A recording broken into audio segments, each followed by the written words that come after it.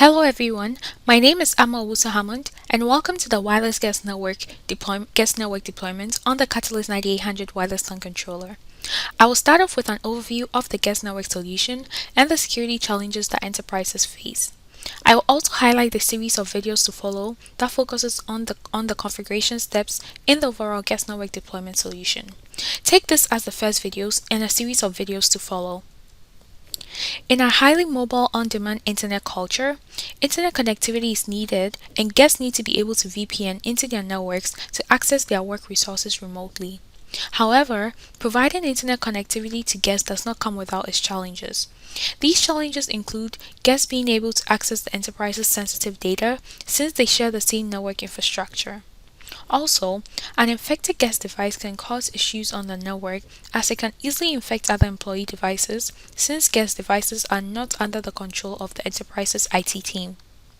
Finally, as data bandwidth is shared between employees and guests, there is going to be some competition that will ultimately affect employee work productivity. In the secure guest network solution, guest traffic is tunneled to a different network, which provides a secure way for guests to gain internet connectivity without compromising the security of the enterprise. Let's take a look at how traffic is tunneled in the guest network solution and how this will guide us in our configuration steps. Employees and guests join the network by associating with the designated SSID. The guest joining the guest SSID results in the guest being placed in the guest virtual network. This allows for a separate virtual environment for the guest and employee.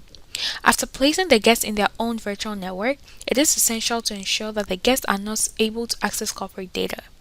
Path isolation ensures that security and quality of service policies are differentiated between guest and employee traffic. The CAPWAP tunnel created between two controllers, one in the enterprise network and another in the DMZ, allows for the guest traffic to be tunneled from the enterprise to the DMZ to access the internet. The next series of videos will focus on the configuration of the CAPWAP mobility tunnel on the Catalyst 9800 wireless LAN controller and the different platforms that support this configuration. The second video will focus on the creation of the guest wireless LAN SSID and configuring the policy profile that the guest will associate with.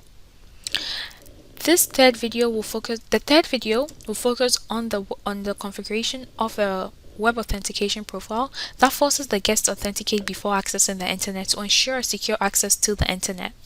Finally, we will test and verify that the guest traffic was indeed tunneled to the DMZ and path isolation was successful.